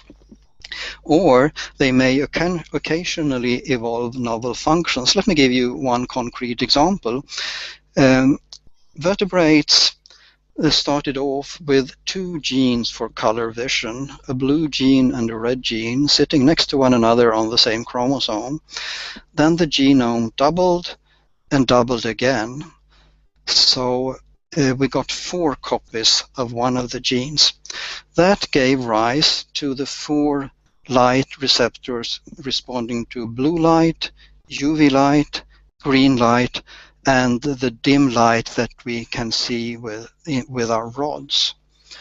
So these ancestral genome doublings gave rise to the light receptors that we use in our rods and our cones. And this repertoire exists in birds and fish, confirming that it happened before they diverged from one another. And we know this from sequence comparisons, as well as the chromosomal locations of the genes in the different species. Then in the ancestor of the mammals, the blue gene got lost and the green gene was lost. And later on, the UV light receptor had a few mutations, so it can be used in the blue part of the spectrum. So mammals can see blue with the UV receptor, or the equivalent of the UV light receptor found in birds and fish. The red gene in primates had a local gene duplication that allowed evolution of red-green distinction, but that is a primate feature. These are the only mammals that can have this kind of resolution in the red-green part of the spectrum. And when we look at the gene families involved in vision in rods and cones, it turns out that more or less the whole cascade of components from the light receptors and beyond, and we have looked at approximately 15 different gene families, all of those had additional copies that arose around this time when the genome doublings took place. And we can tell that both from the chromosomal locations in the genome and the sequences of the products. I would say that your idea that you can tell when this took place is your assumption. But again, I would ask you, this idea of the duplication of genes in small, few, individually, or in large numbers, as proposed by our hypothesis, is known to produce some very nasty effects in living things.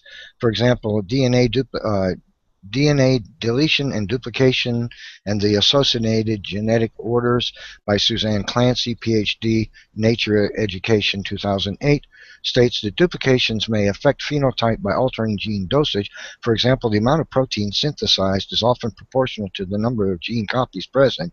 So extra genes can lead to excess proteins, because most embryonic development processes are heavily dependent on carefully balanced levels of proteins. Duplications resulting in extra gene copies can therefore lead to developmental defects. Then there's also thalassemia, which is a result of the same process. This is a blood disorder. And then there's a correlation between gene duplication mistakes and cancer. That's well established. I wonder, why do evolutionists believe that processes which are known to produce so many diseases, why would they believe that this is a process that's going to build viable, healthy genomes? Most of your genes belong to multi-member families. Gene duplication is very common in evolution. And the fact that these massive duplications happened by large chromosome blocks or entire chromosomes, as I said before, was more likely to maintain balance in the biochemical pathways. And there are endless examples of gene duplications giving rise to novel functions. Your whole family of immunoglobulins, for instance, the visual genes I already talked about. One recent example that has been discussed widely is the amylase enzyme genes that allow us to degrade starch, and so on and so forth. Gene family is the rule rather than the exception in evolution.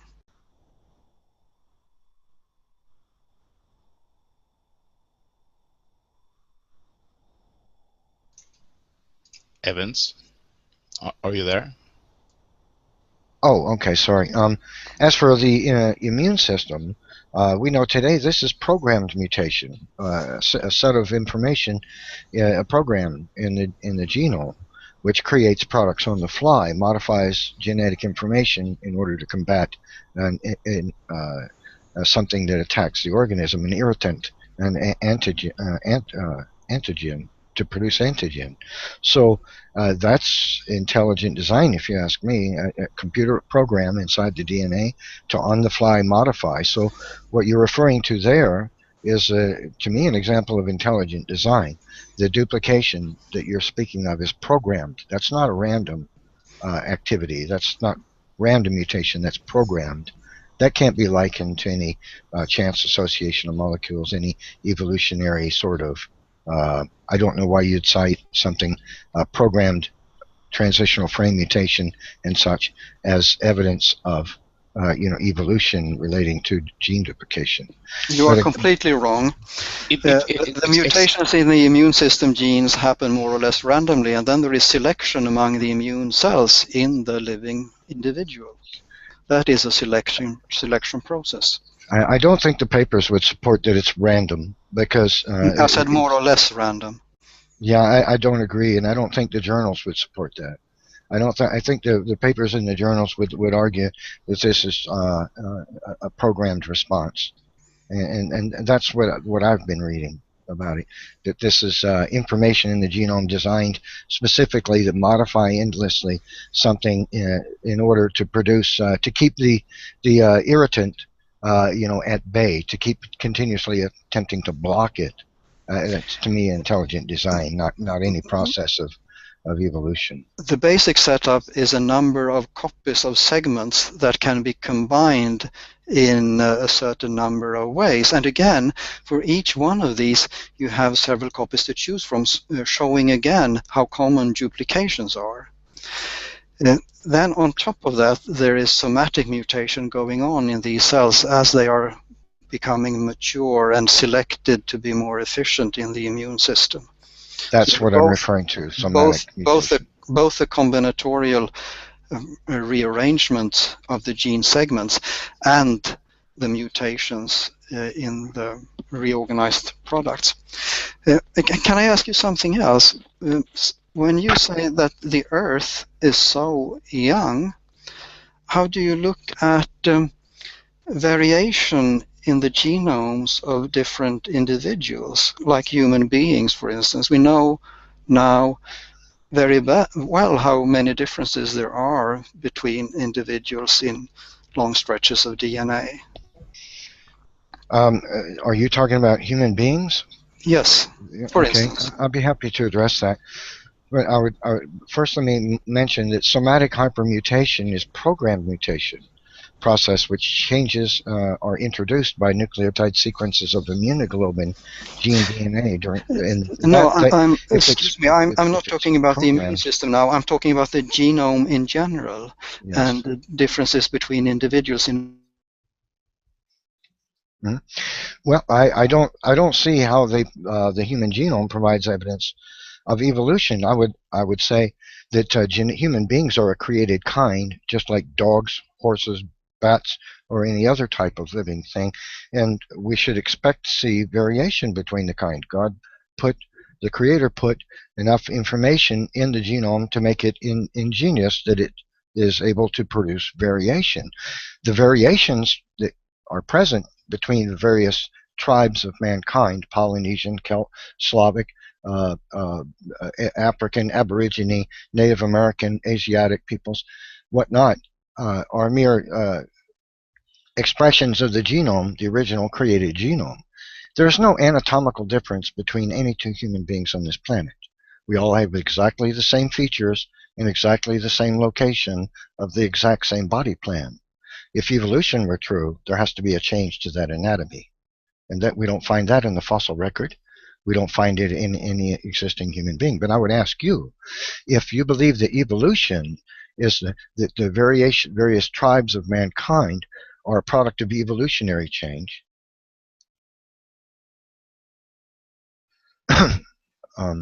Hello? It seems that Dan has lost the connection. Yes. Well, just until he comes back, I'll just say for the listeners what it was I was going to ask him. If he must believe as an evolutionist that the various tribes of mankind are a product of the evolutionary process, just like variation within bats or chickens or any other, or fish or any other creature, and that these divergences over time produce a speciation event. And so I was going to ask him what is his opinion on that. Oh, there he is. Are you Okay, back, good. Dan? Okay, it seems like Dan Larhammar lost the connection, but are you back now?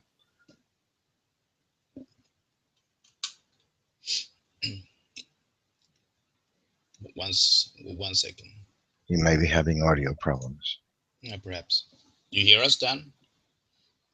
Okay, I will send him the link once again. I think he has it, but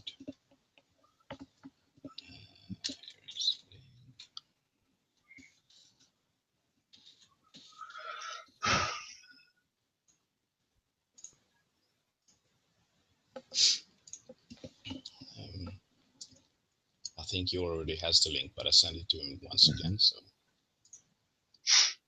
he tried to join, apparently, but there was some glitch there. I hope he's able to return. This subject of human evolution is very interesting.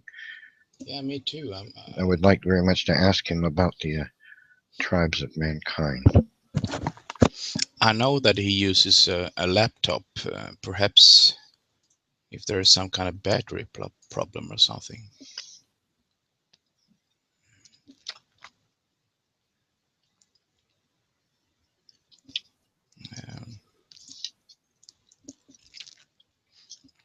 So I've sent him the link via email. Mm-hmm. Once again, he should have it anyway, but right, just to be sure. Can't hurt to send it to him again. Yeah. So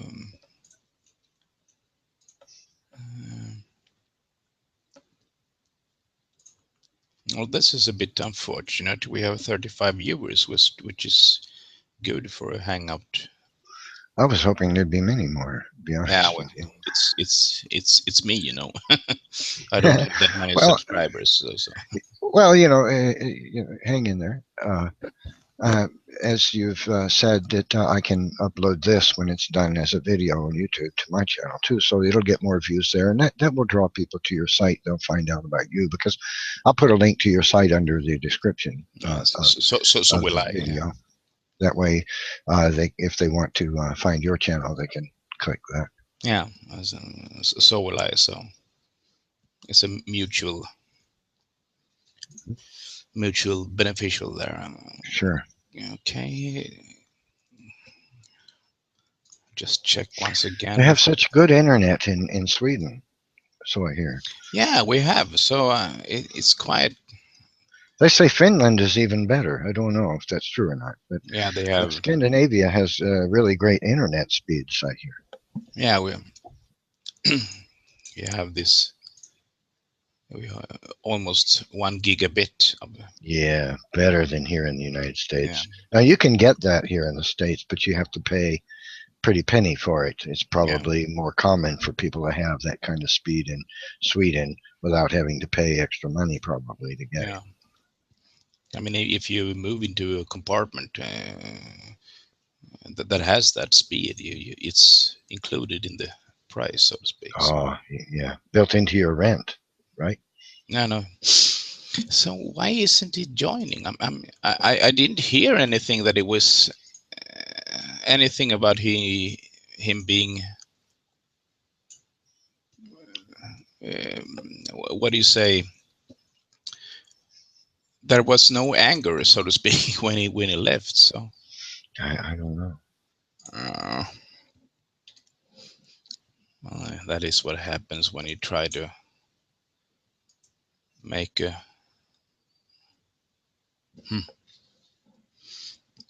I mean, I know he has my phone number, but I don't have his. So.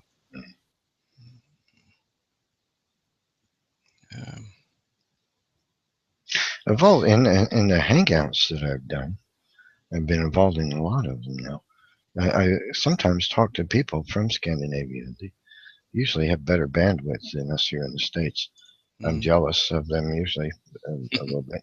I have to pay more money if I want that kind of bandwidth, so I just have the lowly DSL. It's not very terribly fast, but it's not terribly slow, but it's not real fast. Okay. I've had better connections in the past. I had a coax cable connection once, and it was very good. And DSL comes in many flavors. Actually, you can get cheap, crummy DSL, or you can get good DSL. And then there's stuff above DSL.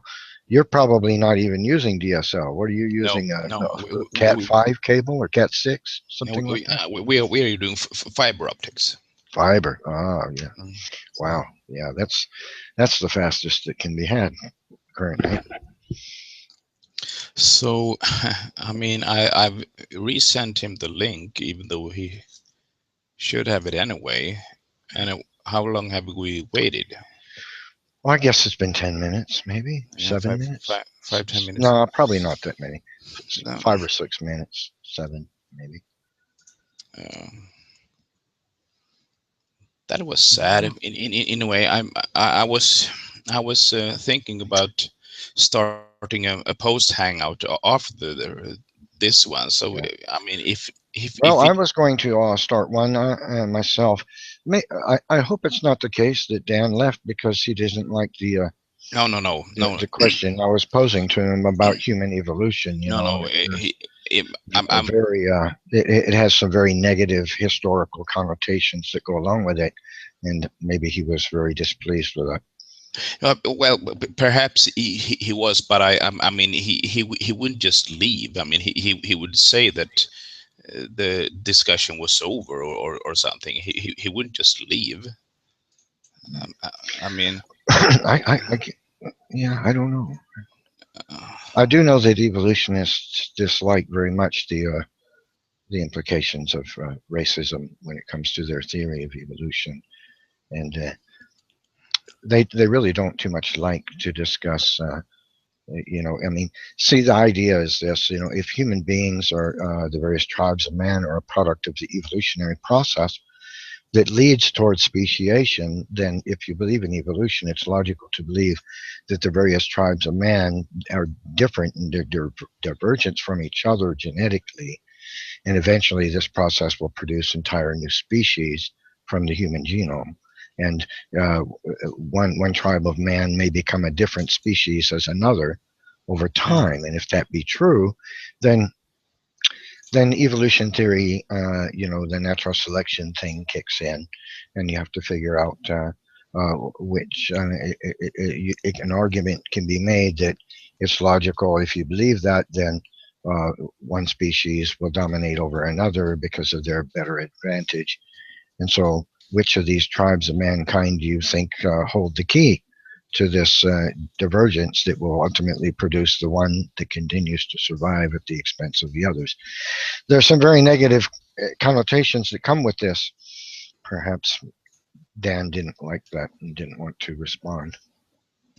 Yeah, perhaps I sent him another email, asked him what happened, and of course I reposted the link. But I mean, if he doesn't join, perhaps we should invite other people to sort of speak about how the hangout went. I mean, well, I plan on opening a hangout myself here shortly yeah. after this, so I intend to do that myself. You can start one yourself, I guess, if you like, or you could join the one I'm going to start if you like, but I intend to start one on my own channel. Yeah. Should we give him a couple more minutes? Yeah, let's maybe say let's give him the benefit of the doubt and say his Windows crashed and he's, I don't know. Yeah, but it shouldn't take long for a good laptop to boot. Yeah, so say 5 minutes, and then we are at midnight here in Sweden. So okay, perhaps. Okay.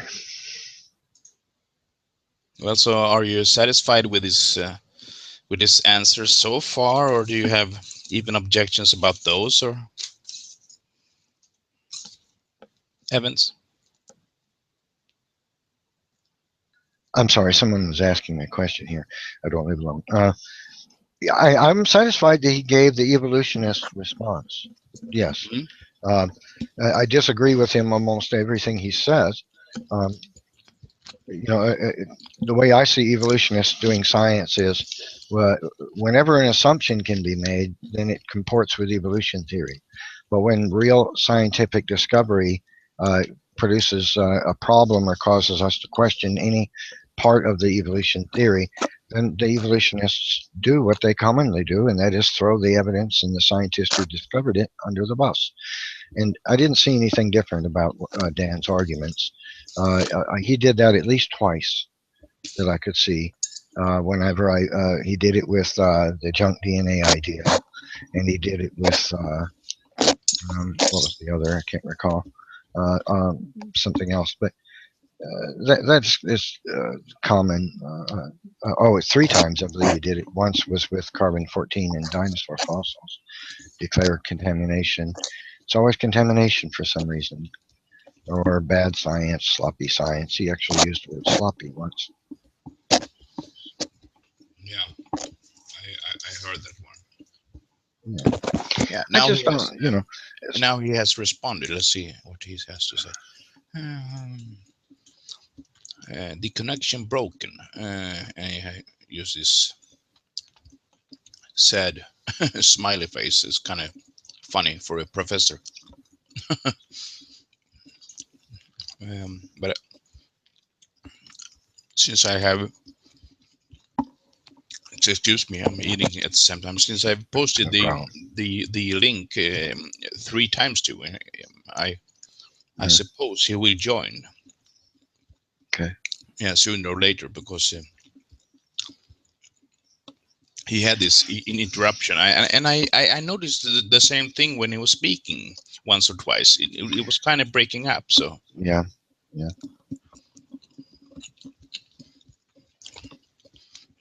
let's hope he. Yeah. Even in Sweden, you can have Yeah, disruptions.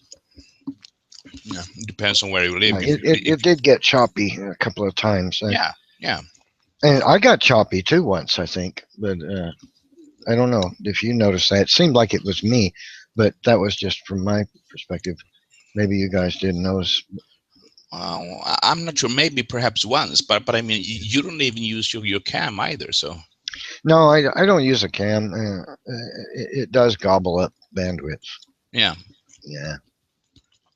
And I just have DSL. I could probably get away with it, but I just really don't have any really interest in putting my mug on the internet too much. I used to, but my arguments come from what I have to say and what I think, yeah. not not not what I'm doing or what room I'm in or.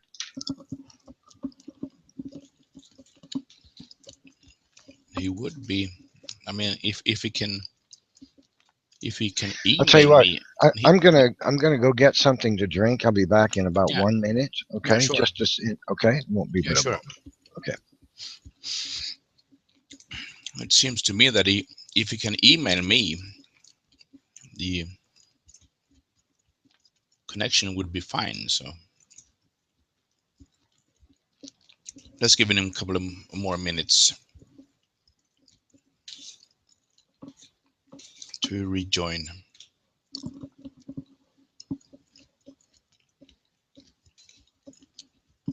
I'm sorry about this, folks, but shit happens.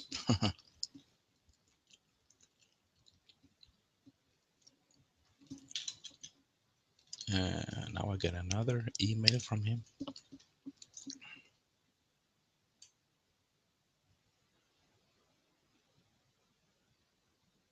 Okay. Um,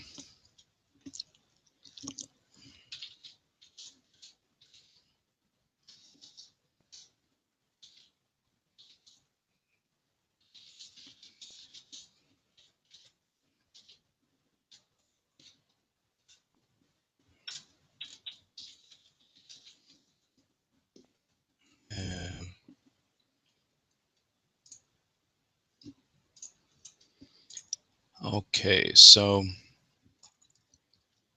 apparently he still has some connection problems, and it's midnight here in Sweden. So even if he would be able to join, it would interfere with his family being sleeping, so to speak. Perhaps I can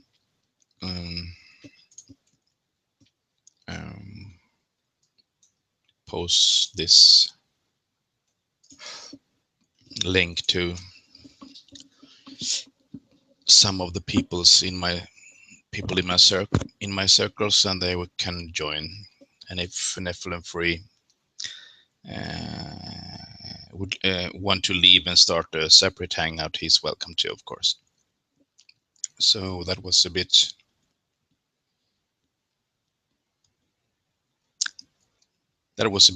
unfortunate, but as I said, shit happens.